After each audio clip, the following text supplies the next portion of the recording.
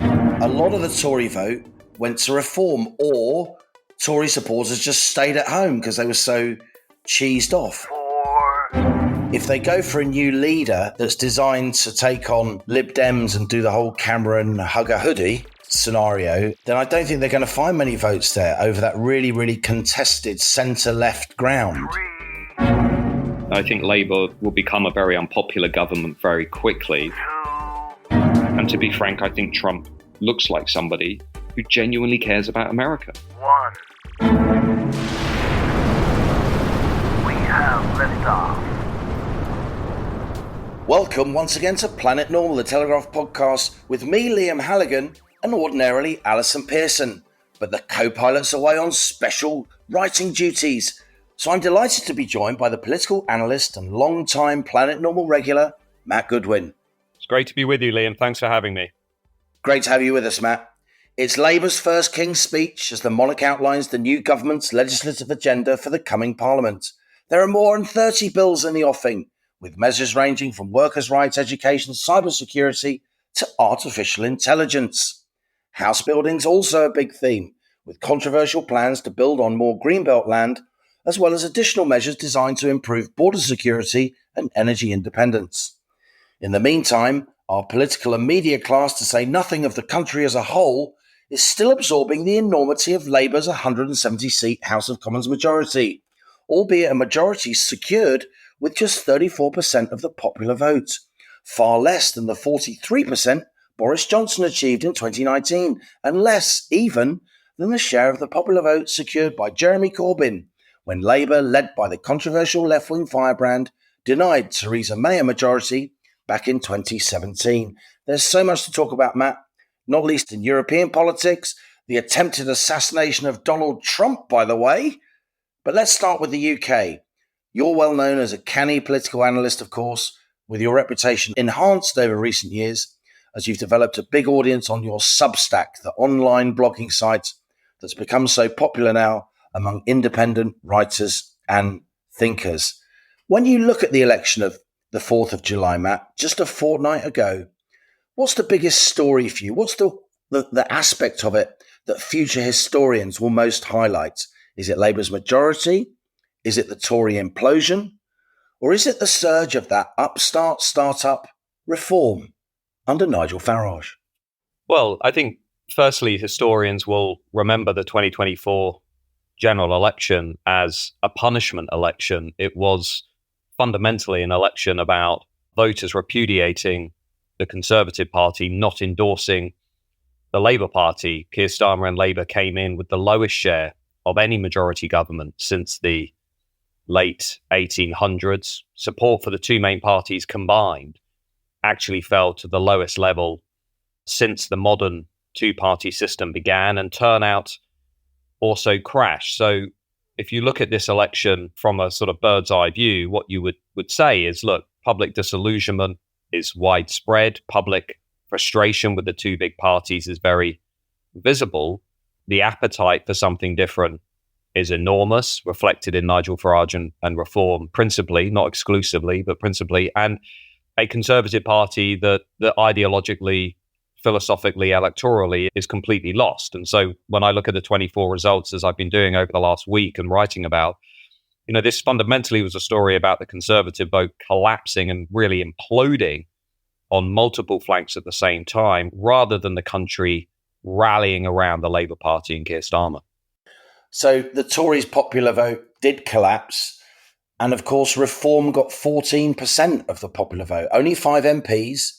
The Lib Dems got 71 seats on just 12% of the vote, less than Reform. So this was a pretty skewed electoral outcome, Matt, and we'll come on to that and your thoughts on our first past the post system as opposed to proportional representation. But before we get there, tell us a little bit about Labour's support. It seems to me the majority is big but shallow. Reform came second in 100-odd seats. Starmer's share of the popular vote is low. Not many people are saying this, but have you got a suspicion that this could even be a one-term government? Well, I think the first thing to say is we've got levels of volatility in terms of voters moving around from one party to another that we've basically never had before in our recorded history. So that explains how you can go from the worst result for Labour in 2019, since 1935, to their biggest majority since 1997 in the course of one election cycle. So our politics has become much more fluid, more chaotic, more volatile, and voters are moving around like never before. Now, the Labour vote to me, or the Labour majority, looks actually very vulnerable. Labour is standing on, I think, shaky foundations.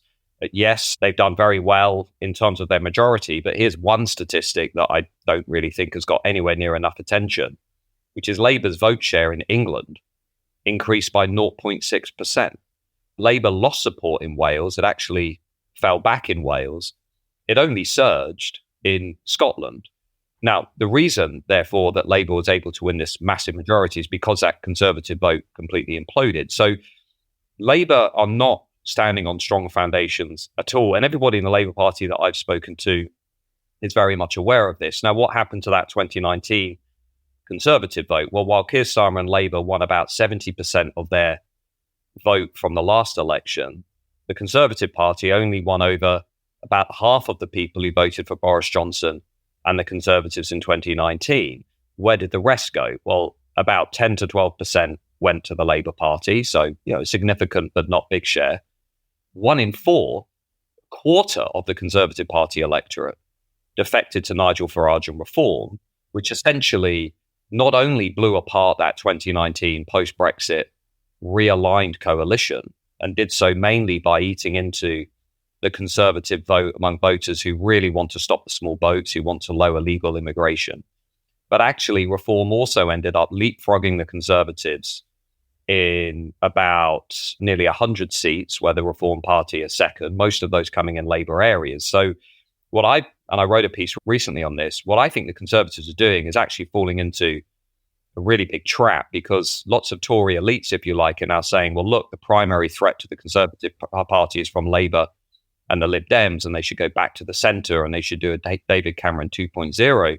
I'm very clear in my mind that would be a disaster for the Conservatives, because the primary threat to the Conservative Party, regardless whether you like Nigel Farage or not, the primary threat is coming from the Reform Party. That is the overwhelming threat to the Conservative Party. So if they can't win back those 1 in 4 voters who have decamped to Nigel Farage, they simply have no chance of unifying the right, and they have no chance of winning a general election ever again. So this is where, I do think some of the diagnoses of the 24 election are going fundamentally wrong, Liam.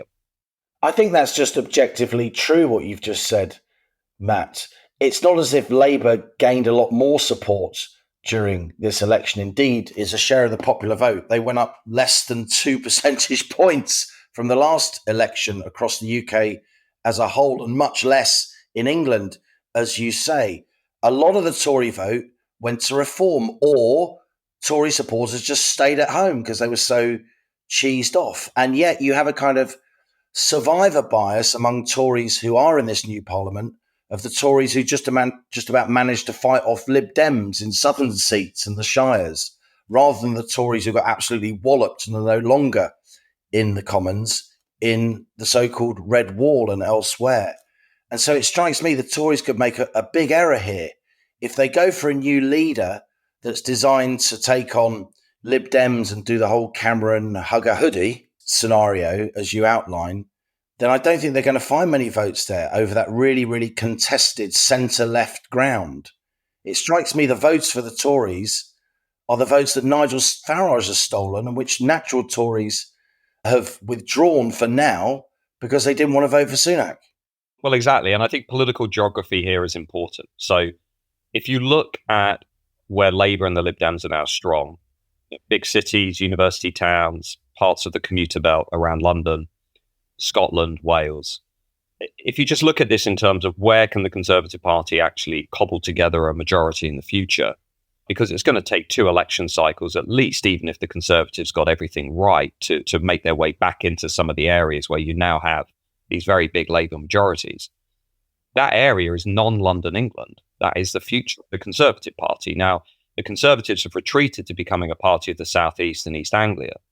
And I think it's unfortunate that many prominent Tory elites, if you like, many of whom, by the way, Liam, have actually never won a general election before in their lives, and particularly former leaders and so on, are now saying, well, look, at all costs, the Conservatives must avoid Farageism. They should have nothing to do with Farage and reform. Now, to me, what that shows is a fundamental misunderstanding of how the plates of politics are moving. Now, unless you want to turn the Conservative Party into a Labour-like party by embracing issues like mass migration, net zero, and basically becoming indistinguishable from the Labour Party, what that is going to do is just create an enormous opening for reform and Nigel Farage. I think it's much more effective for the Conservatives to acknowledge, firstly, that reform voters are just as much a part of the Conservative Party family as those voters in the shires and the true blue middle class Conservatives. And that if they can't actually unify that Conservative vote, they're going to have absolutely no chance at winning over the areas of the country that they're going to need to win over in the future, unless they just are happy to become a party that's trying to be competitive with the Lib Dems and Labour in the South and urban areas. But that isn't contemporary conservatism. Contemporary conservatism, as we can see with Donald Trump in the US, as we can see with what's going on in Europe, contemporary modern day conservatism is a realigned conservatism that is actually maintaining a very strong connection with working class voters, with voters that haven't gone to university, with older voters, with cultural conservatives. And I think it's frustrating to many voters that senior Conservatives are talking about British politics as though we're still in the 2010 to 2015 era. And we're not. We're in a fundamentally different political era where issues around security, migration, culture, demographic change, these issues matter enormously to voters. The Conservatives that are connecting globally are the ones that understand that shift. Conservatives that are failing are the ones that think we can just go back to that pre-2016 era and transform Conservative Party so that they're basically indistinguishable from the centre-left. Before we move on, Matt, let's talk a little bit about you. Planet Normal listeners, many of them will have heard you on the TV and radio, and indeed in your previous appearances on Planet Normal. But you've moved from academia. You had a very distinguished academic career, professor of politics at the University of Kent. You've written books with major academics like Roger Eatwell, National Populism, The Revolt Against Liberal Democracy. And then later on, you wrote your own book, Values, Voice and Virtue, The New British Politics. Why is it that you've had to, if you like, get beyond academia to get your voice heard, Matt? And what is it that motivates you? Why is your voice important? Well, I mean, the first thing I'd say about academia is that I think it's lost its way over the last, I think particularly the last 15 years. The universities have become, in my experience at least, overtly political. To give you one stat, if you go back to the 1960s, for every one conservative academic, there were 3 left-wing academics. Today, for every one conservative academic, there are about 9 left-wing academics. And higher education, more generally, I've observed, has become a much more activist sector that has basically been promoting a very biased view of the world. And I think for those of us who are frustrated about that and want to put across a different view, that has been met with pretty open harassment, intimidation, bullying.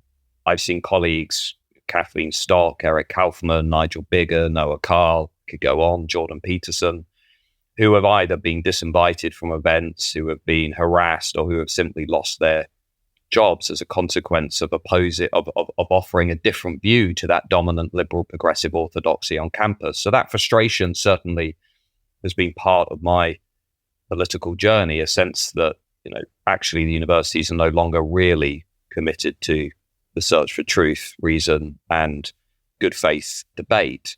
But I think also, the stakes have gone up in our country. I think the issues that we have found ourselves debating over, the transformation of Britain, security, the collapse of political trust, the impact of migration, the rise of radical Islamism. On a personal level, I've become increasingly concerned about the direction of travel. And I've become quite frustrated with the inability of the established parties to talk openly and honestly with the country. So I think morphing into more, it sounds very, I suppose it sounds a little bit arrogant, but morphing into more of a public intellectual rather than a sort of university academic has definitely been something that I've consciously done. Because if you look at France, Germany, and elsewhere, there is a long tradition of people being quite interventionist and quite outspoken in the national debate in order to try and encourage a better debate about where we are and also who we are. And that's certainly something that I've been trying to do, not only through things like Substack and writing in the press and television and so on, but also through social media. If you look at my students, Gen Z, the Zoomers, their primary source of news and information is YouTube, right? And it's a completely different way of consuming news, trying to connect with that generation, trying to offer an alternative perspective as to what I think is going on in the country and Western democracies. And that in itself has been an interesting journey because it's also encouraged a very strong backlash from academics who essentially, I think many now see me as a sort of apostate, somebody that has kind of betrayed the liberal progressive consensus on campus. And, that in itself has just given me further determination to carry on. So you do still have a post at the University of Kent, but a lot of your effort now, while you take your academic duties very seriously, I know you do, but a lot of your written output is now via your Substack. Just explain to Planet Normal listeners who will have heard of Substacks, maybe heard their kids talking about them, what actually is a Substack? It's essentially a blog that you send out to subscribers. We have about 40,000 subscribers across 151 countries. And those subscribers are either free subscribers or they contribute, pay you, price of a pint or a coffee every month and support your work. And the important point for countercultural thinkers and writers is that provides you with the insulation that you need, both professional and financial. Because you can make a living, right?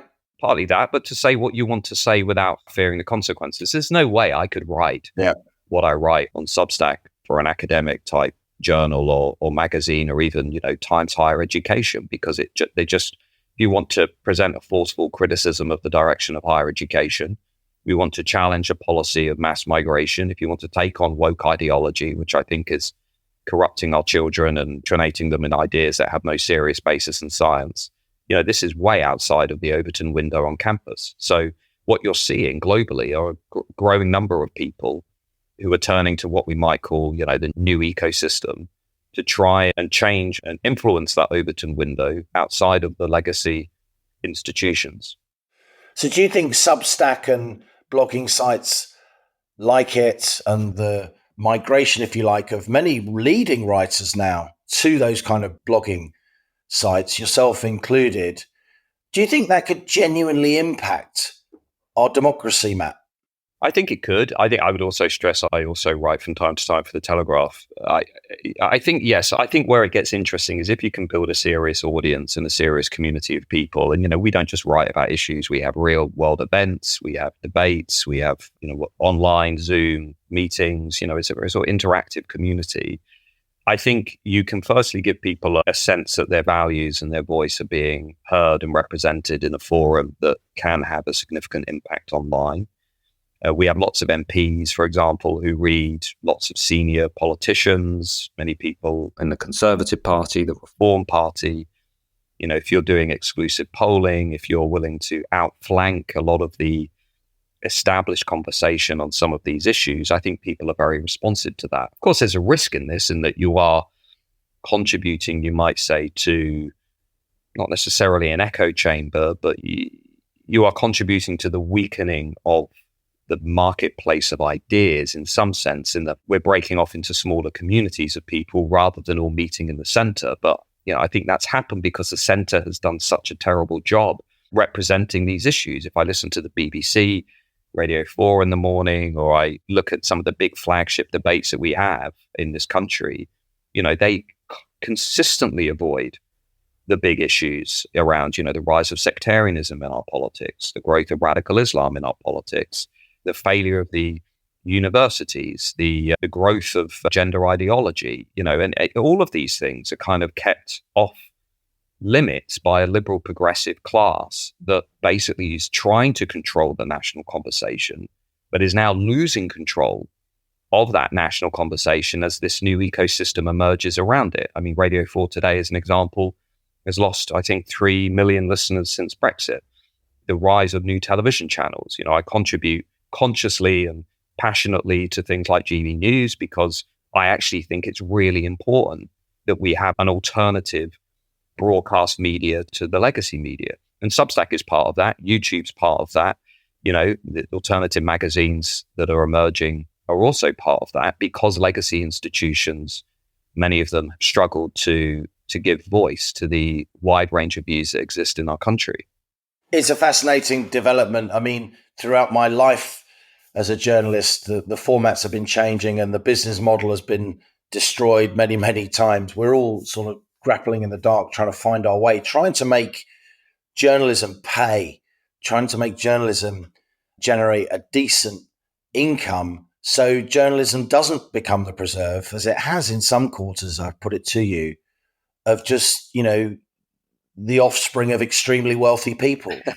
So then they can afford to be journalists. They can afford to not earn very much. They can take the prestige and do the endless, very, very low paid jobs in London in their 20s, which very, very talented people from elsewhere, not from wealthy backgrounds, would find extremely hard to do because they need to make proper money from the outset. I mean, I'm laughing because, you know, it's so obvious what has happened in the media class. You know, local and regional media has collapsed. And at the same time, I think nepotism and, you know, the networks within a very small, usually left-leaning media elite are so obvious for everybody to see, you know, the sons and daughters of prominent writers just happening to find themselves with prominent columns in the, you know, newspaper, the weekend newspapers. It's so obvious. And I wrote about this in the last book. You know, if you look at an organization like the BBC, which is utterly obsessed with diversity, it's obsessed with diversity in terms of race, sex, and gender.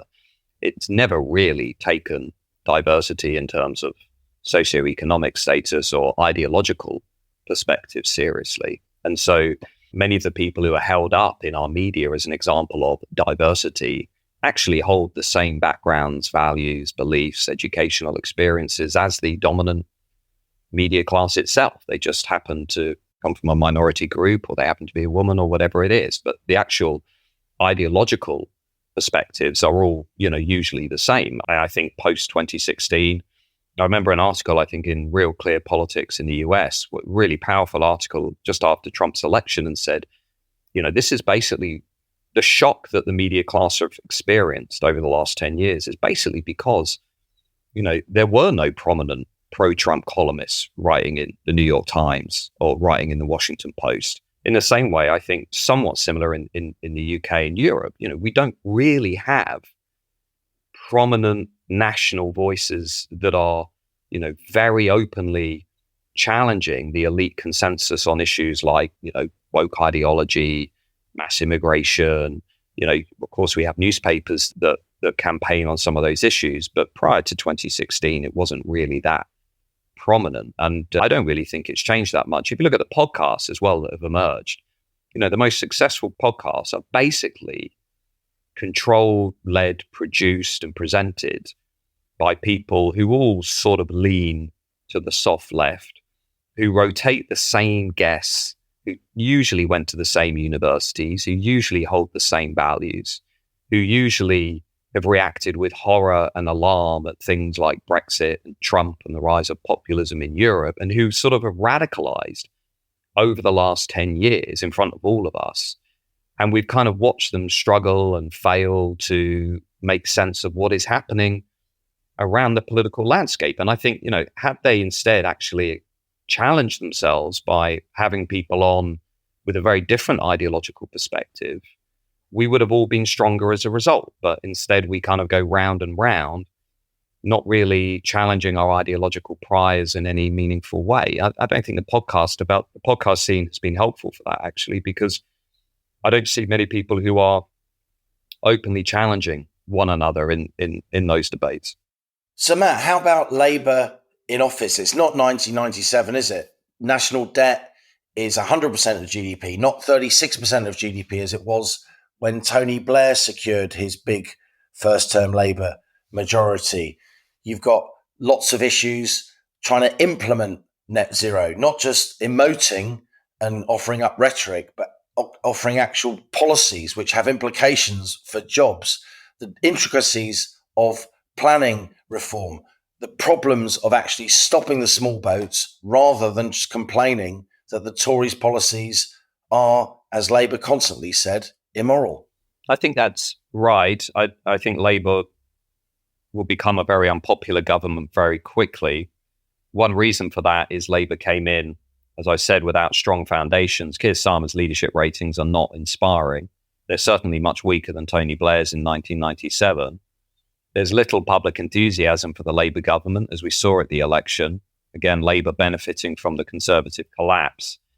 And also, when you ask voters, do they think Labour have the answers to these massive structural problems? Most people actually have said, I don't think anybody has the answers to these problems. So you've got a Labour government that's going to have to deal with big, expensive piles of debt, low growth rates, has got public service cuts already factored in to the budget. Its plan on immigration isn't going to work. Labour will not stop the small boats without an active deterrent. It just won't happen. Legal migration is going to remain at historic high levels. There might be a slight fall because of the Conservative reforms brought in by Rishi Sunak, but it's certainly going to remain upwards of 300,000-400,000 net migration every year. And we are going to continue to live through the biggest increase in our population since the late 1940s. We're going to be experiencing 10% growth rates in our population over the next decade. So, if you think we're going to be able to solve the housing crisis, fix the NHS, solve public services, and I think even more importantly, rebuild social cohesion and trust in this society as we go through these record changes. I just don't think that's going to happen. And I think Labour will feel the effects of that quite quickly. And this, again, is to go back to the Conservatives.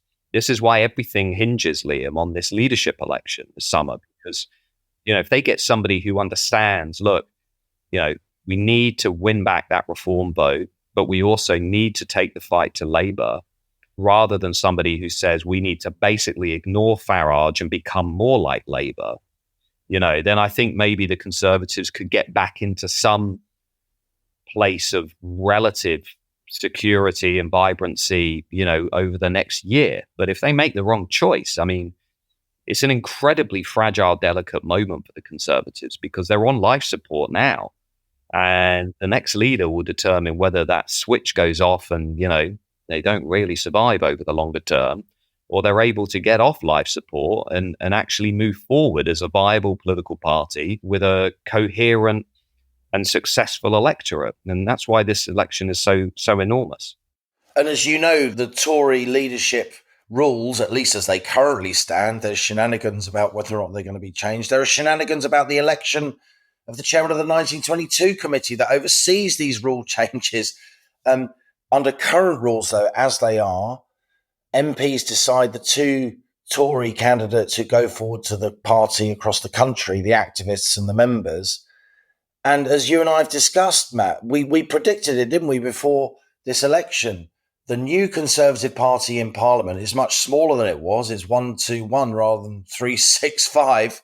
But it's disproportionately now those One Nation, more left-wing Tories who survived against Lib Dems rather than the more populist, if you like, the more centre-right and right-wing Tories who you say need to be leading the party if it's going to challenge reform. The so-called Tory Reform Group, the One Nation caucus in Parliament, they could deny the Conservative members the chance to vote for a candidate like Suella Braverman, like Priti Patel, like Kemi Badenoch, if they put forward two more kind of One Nation candidates, Tom Tugendhat, for instance. I genuinely think the Conservatives could end up imploding. The Conservative Party has no right to govern. Yeah. There is a sense of entitlement that runs through much of the commentary about the future of the Conservative Party. I wrote a piece on this saying basically a lot of people high up the Conservative Party are in cloud cuckoo land because, they really are ignoring the main threat to their party. And they are still underestimating Farage. I really do think that. He has an electorate that is socially distinctive, that is geographically efficient in that it's in the right areas of the country where he can get deep support. He's got money coming in. He's got serious people coming in. And he's a very good campaigner. I mean, I've known Farage for 15 years. I think he's a better campaigner now than he was in 2016. Oh, yeah. The telly's really helped him. The telly has helped him. I mean, I've spent a lot of time in studios with him, as you know, and he really is, whatever you think of him, a superlative broadcaster. His ability to present entire television programs without auto cues. Only a few of us who can do that. Well, I think that television has helped him, and I think the US has helped him, the experience being close to Trump and seeing that. And just consider this for a minute. You know, there have been two realignments going on in the West. There's been the realignment after Brexit in Britain, but there's been the realignment after Trump in 2016. And I think conservatives need to ask themselves a question. Why is it that Trump and the Republicans are still so much closer and connected to their realignment? You know, you look at the polling in America today, Trump on average is nearly 3 points ahead of Biden in the national polls. He's more than 4 points ahead across all of the top battleground states. He's basically the swing states. He's basically in a much stronger position than he was in 2016. While the conservatives, in sharp contrast, have collapsed to their lowest number of seats in history and look completely lost when it comes to the ideas and the philosophy that's going to hold them together. And the tale of the two realignments is basically it's a supply side story about how badly the conservatives did at supplying that realignment with a appealing, credible message and ideology. Because to be blunt, they haven't really understood who has been voting for them since 2016. And if they have understood who has been voting for them, they basically haven't really liked it. They haven't liked the people who have been voting for them. They've almost looked down on those voters. Think what could happen, Matt, if the Tory left in Parliament do stitch up the leadership campaign, they don't let a candidate of the right go forward who would easily win among the party members, right, and become Tory leader. You know, if Kemi Badenoch gets to be selected by the activists, she's going to win, right, hands down, compared to, say, a Tom Tugendhat. But if the Tory left do stitch it up, you're going to get Tories just going to reform within the Parliament, aren't you? You're going to get defections. There's a couple of things I'd say. The first is I know for a fact that many conservatives were talking with the Reform Party about defecting prior to the election. Like, I know that.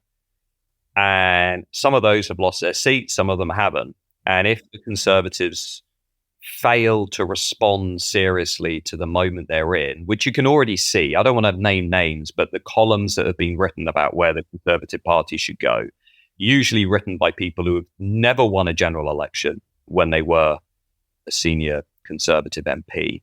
If they go to the centre left of the party, if they convince themselves that actually the future for the Conservative is to basically not be Conservative, we will start to see serious defections to Nigel Farage and the Reform Party. We will start to see Reform consistently outpolling the Conservatives in the national polls. And we will see the Canada 1993 scenario, whereby a Conservative Party named Reform replace the Progressive Conservatives over 2 election cycles. We will start to see that happening. So the Conservatives have to really ask themselves some questions. You know, do they believe in mass immigration or do they not?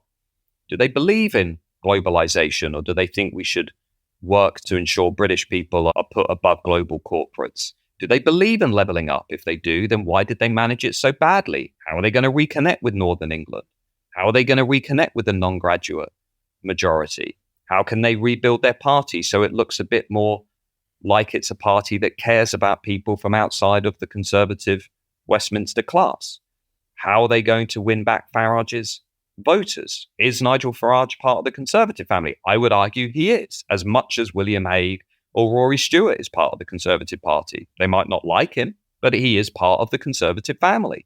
How are they going to bridge that divide? Those are the questions a serious Conservative leader who understands the direction of travel should be asking. The alternative of we should ignore Nigel Farage, that Farage's voters are not like us. The Reform Party is not part of the Conservative family. The future is looking like Keir Starmer or looking like the Liberal Democrats. Well, if you choose that strategy, it's goodbye and good night to the Conservative Party, because it will not have a viable, sustainable future as a distinctive political movement that's capable of winning a majority. It will be in opposition for a very, very long time, and it will probably be replaced by reform or some kind of movement like reform. We're going to move on to Europe and the States, Matt, but briefly, just before we do, and we're going to end up discussing this issue a lot in the coming months, given how skewed the electoral outcome was. But just give me your thoughts as a professor of politics, as a noted psephologist. You're a lot more than a pundit when it comes to voting systems. Could we see a move away from first past the post? Of course, if we did go to proportional representation, the party that would benefit the most would be Reform. Again, they got 14% of the votes, but just 5 seats. The Lib Dems got 12% of the votes, but 71 seats. The Lib Dems are meant to be for proportional representation. They might stop campaigning for it now. I think that's right. Everybody supports PR until they actually win a majority. I could certainly see a situation at the next election or the one after where we just have messy, hung parliaments, and you have a larger number of parties, the Greens, the Lib Dems, the SNP, Reform, basically becoming much more coherent and unified in calling for proportional representation. I know Nigel Farage is a big supporter. Now, look, if you look at the literature on PR, here's where conservatives need to really think seriously about this, because on the one hand, yes, you'd have a larger number of seats for parties like Reform. The Labour Party would probably break into 2. But the literature is very clear. PR over the longer term delivers more left-wing governments than right-wing governments. So, that is something that conservatives need to take seriously. And also, Liam, proportional representation would not just change the way votes are translated into seats. It would change the very foundations of our Westminster system. Because you don't have the constituency link, right? You have party lists put together by politicians. You could have a version of PR with a constituency link, but the point I'm making is the Westminster model of a strong, centralized, unitary state, single party government, ideally with a big majority, that's able to take decisive, effective action on the big issues of the day, where there's minimum, there's no lengthy bargaining and horse trading over the formation of governments, which in continental, across Europe could take months, even years. It would change the very foundation of our political system. So PR is something that needs to be thought about very, very seriously, particularly by right-wing parties, given that it pretends to produce centre-left governments over the longer term. Let's talk Europe briefly before we move on to Trump. Matt, great that we can have you with us for this extended interview. Many observers would say, hang about, the whole of Europe's going to the right. You've got AfD in Germany, you've got Geert Wilders in the Netherlands, you've got Vox in Spain, you've obviously got the incredibly strong showing of Marine Le Pen in France, and yet nice progressive Britain is going left. We've elected Keir Starmer, which proves One Nation Tories say that we need to go left too. What's actually happening in Europe and compared to the UK? Is it just an anti-incumbency thing? Voters just want to get the people out that put them through lockdown? No, it's not. It's the continuation of a 30-year trend of rising support for parties that are offering policies that voters support, principally reducing levels of immigration, strengthening borders, and reasserting Western identities, cultures, and ways of life. If you look at all of the evidence on why national populist, ultra-conservative parties are now at record highs in France, Sweden, Austria, Italy, Portugal, Spain, I could go on, it's because voters are increasingly using these cultural issues to guide how they vote at the ballot box, because, and I've written about this a lot, they have very good reasons to feel very concerned about the direction of travel, about the rise of radical Islamism within European societies, about the collapse of strong borders, about a political class that is continuing to usher in record levels of migration and subjecting people to changes that were, unthinkable 20 years ago. A political class that is not responding to voters. And the longer this continues, the stronger these parties will become. You can see that most visibly in France. Again, people sighed a sigh of relief. They said, well, Marine Le Pen did well in the first round of the legislative elections, but failed in the second. I have a very different reading of that. I think the fact that Le Pen got 35% of the vote in those legislative elections compared to, only less than 1% 20 years ago. She got a higher vote share than Starmer did in the UK. Yeah. Astonishing. Well, exactly, which goes to show how over time this wave is going further and further up the shore. Look at Trump in the US. I've already mentioned, he's stronger than he was in 2016. So what we have in politics, particularly, I think, among One Nation liberal conservatives, is a tendency to try and view the world in a way that's consistent with their existing ideological beliefs rather than interpret the world as it is. And I think if you look across political systems, the parties on the right that are doing really best at the moment are the parties that are very alive to the fact that these cultural issues have become just as important to voters as economic issues. And they're not just culture war issues. Conservatives who use this language, who say the rights of women, the rights of children, our history, our shared identity, these are culture wars. They're using the language of their opponents. They don't understand how much ground they're ceding to people on the left when they use that language. And it's the conservatives that have grasped the critical importance of cultural freedom to voters, not just economic freedom. They're the movements that have been doing best at elections. And finally, Matt, a real political earthquake. Crikey, where were you when Trump was shot? It wasn't quite a JFK moment. It wasn't quite a 9/11 moment, but it was an enormous moment still in global news, in history. The president just millimeters away from being killed. What are the political implications of that for the US and the world? Well, the first thing to say is Trump has completely unified and consolidated his position over the Republicans, as we're now seeing at the RNC convention. The Republican National Convention in Milwaukee. Where one rival after another, from Ron DeSantis to Nikki Haley, is lining up to pledge their allegiance to Trump. His appointment of J.D. Vance, a former writer, voice of the white working class in his late 30s, reflects that consolidation. Trump is passing down the baton to somebody who is ideologically and philosophically aligned with Trumpism, not the Mitt Romney brand of liberal establishment conservatism. I think he's going to get a big bounce in the polls. When Reagan was almost killed in the 80s, he got an 8-point bump in the opinion polls after that assassination attempt. And I think he's also underlined the implicit comparison between the reaction of Donald Trump to the assassination attempt, which I thought personally was utterly remarkable, that somebody could experience something like that and respond with such strength and courage and fortitude. Whatever you think about Trump's policies, I don't know many people who would have responded to being shot like that. And I think many Americans will implicitly compare that response to Joe Biden's bumbling weakness during the presidential debate only 2 weeks earlier. And of course, the fact that growing numbers of Democrats and Democrat celebrities, from George Clooney to members of Congress who are calling for Biden to go. Remember, voters hate divided parties. They hate divided parties. And Biden himself looks weak.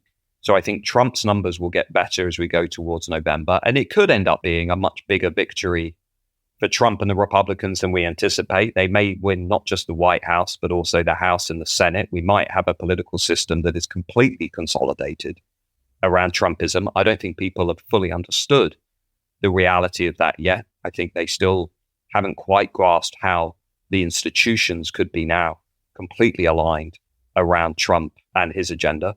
And that is going to prompt a lot of soul searching. The Democrats still have to decide, is Biden the guy they're going to go with?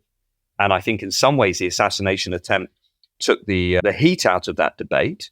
It sort of, took momentum away from Clooney and prominent Democrats who were trying to get a different debate going. And Trump, to me, Liam, I'm sure I suspect you may think the same, but Trump looks strong. I mean, he looks very strong. And his reaction of let's have unity in the country. Let's bring people together.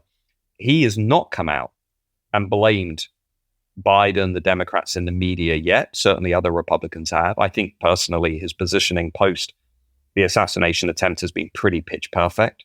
I think his emotionals, becoming emotional at the Republican National Convention, if you look at the footage and the scenes. Invoking God, which of course God is a big player in US Absolutely. elections, not least across the southern Bible Belt states. Absolutely. And to be frank, I think Trump looks like somebody who genuinely cares about America. And I certainly changed my assessment of him during the assassination attempt because I'd always assumed Trump was basically a full-on narcissist who was in politics for himself. And I'm sure there is definitely still an element of that. But his reaction to the shooting, I thought was remarkable. And it will go down in history as one of the really iconic, impactful scenes in American political history, without doubt. And there was happenstance, wasn't there? The incredibly powerful photo with the stars and stripes happened to be fluttering in just the right place. The Secret Service around him. It was the Iwo Jima Memorial, wasn't it? That famous statue in Washington. Of course, though, the Iwo Jima Memorial image was staged. Matt, final question to you. You are emerging as your Substack numbers crank up, as you're proven right on lots of issues. You are emerging as a major political commentator. Do you ever think about crossing the line and going into politics yourself? I mean, I've thought about it, obviously, and I think everything depends on the direction of travel over the next 5 years. We're either going to see, I think we're at the beginning of a prolonged battle for the soul of conservatism and the right of British politics. And I think that's going to unfold over a number of years. The reaction of the Conservative Party, I think, is going to be very important. This summer is going to be a very important moment in that battle. And also, one thing we haven't discussed is whether reform can professionalize to the extent that they need to professionalize to pull off a kind of new realignment of the right in British politics. And those known unknowns, I think, are the really important ones for me. If either of those movements become very credible and they demonstrate an understanding and an awareness of what needs to change in politics in the country to push back against all of the threats that we can all feel, particularly people listening to this podcast, I suspect, what our children are being taught in schools, how we think about our national history, how we are losing our sense of identity and the cohesion that actually makes us a national community, the refusal of our politicians to provide the basic things a nation needs, strong borders, manageable change, but uniting people around a clear sense of values and an optimistic vision of who we are and where we're going. For me, it's all going to come down to who is going to provide that. And only one movement, I think, is going to win that battle. And I think that will then, in turn, influence where people move in the future. Because there is, Liam, a generation of people, not just in our generation, Gen X, millennials, Zoomers. There's a generation coming up that are looking at the Conservatives and really not feeling inspired on any level whatsoever. The Conservatives just won about 14% of the Gen Z vote. I mean, it's one of the lowest numbers in recorded history. And the millennials are saying the same. The biggest losses for the Conservatives were among the middle-aged, especially young middle-aged families. There's a generational crisis for the Conservatives. And I certainly feel that looking at a party that has consistently failed to deliver on the big problems facing the country. And it may be that we need some creative destruction and we need people to get involved and to move fast and break some things. And out of that will emerge something that is more resonant, more ideologically coherent, and much more in tune with that forgotten majority that I don't think has been won over by the Labour Party by any means. I think it's still very suspicious about new political parties and whether they can professionalize and look like a credible, compelling alternative, and which is also really given up on the Conservatives and sort of written them off for the next 5 years. So just go away and sort yourself out. And people, I think, will then make their own decisions and come to their own conclusions as a lot of that unfolds. Matt Goodwin, I will watch with interest You are Matt Goodwin, author of the Matt Goodwin Substack. Great to have you on Planet Normal as ever. Thanks so much for joining us. Thank you, Liam. Thank you. Appreciate it. Now on to our listener emails. Your messages sent to planetnormal@telegraph.co.uk. Please keep them coming. We'd love to hear your thoughts and learn so much from you, the citizens of Planet Normal. This is from Simon. Hi, Liam and Alison. It's all too common now to be accused of racism for suggesting that net migration needs to be reduced significantly, as your email last week about the repercussions of Reform winning a school mock election brought home. I have the dubious privilege of living in Croydon, says Simon, which has a population of almost 400,000 people. To cope with the current 600,000 net immigration figure, which I can't see Labour having a serious plan to reduce, that means we need to build 1.5 Croydons a year just to stand still. As well as building homes for 3 million people over the first term of the Labour government, this means that, based on Croydon, we'll also have to build and staff the following, again just to stand still. 870 schools, 30 further education colleges, 15 hospitals, 480 GP practices, 382 dental practices, 210 opticians, 7 police stations, 37 fire stations, and 105 libraries. And that's without quantifying all the additional shops, pubs, restaurants, roads, drains, electricity, gas and water supplies, and public transport provision. Frankly, I'm not holding my breath. Keep up the good work, Simon. This is from Bruce. Dear co-pilots, the John McTernan interview was actually a very important one. This is last week's Planet Normal, when we interviewed John McTernan, who was Blair's senior political strategist in Number 10 during the noughties, during the third term of the Blair government. The John McTernan interview, said Bruce, was a very important one because while he appeared to speak diligently, what he actually did was remind us of the damaging prelude to the last 14 years, which was Blair and Brown. None more so in speaking of the potential for capital gains on principal residences, which John describes as taxing a windfall. Policy changes behaviour, and whilst the Thatcher years broadened house and share ownership, it was the new Labour years that saw unbridled asset inflation, writes Bruce, house prices more than trebling during the 13 years to 2010. Brown made many changes to the monetary regime, including bank oversight, which led to policy too loose for too long. Mervyn King, then Governor of the Bank of England, of course, clashed often with Brown over budget deficits and asset prices, being rebuked for focusing attention on an overheating housing market, and he was. House prices are not included in the Consumer Price Index, making housing a natural asset to use to protect your wealth from inflation. This became all the more acute when policymakers' latest greatest idea, quantitative easing, made borrowing rather than saving the obvious option. Buy-to-let was born, and people leveraged to move up. That means they took on more debt. All of this was the result of policy, says Bruce, and to describe it as a windfall is, I believe, to cover up the mistakes that have been made and to punish people for making correct decisions. Decisions that to a large extent protected people from financial repression. For others, good investments based on government-driven fundamentals. If capital gains tax were indexed using real inflation numbers calculated to include usable and essential assets, such as residential housing, there will be minimal to pay. Instead, the Labour government is punishing people for the inflation it and subsequent governments largely created but then ignored. This raises another question in the age of quantitative easing, says Bruce. Should some asset prices be included in the inflation index, thus making central banks' jobs easier and more honest? And as for the Starmer government, the warning is that, as with Blair and Brown, ill-considered tinkering rather than laissez-faire will be the order of the day. As Thomas Sowell reminds us, today's problems are yesterday's solutions. Keep going. The last 200 episodes were vital. The next 200 could be crucial. Kudos to you both. Best wishes, Bruce. This is Fiona. I was out with some girlfriends on the eve of polling day, says Fiona. All of them are working, a couple of single parents, all have children, all from traditionally Labour working class families. Every one of them, says Fiona, told me they dreaded a Labour government who define workers as having no savings and dependent on the state. They dread soaring food and energy bills, those ridiculous green subsidies, and council tax, surges in wasteful public spending.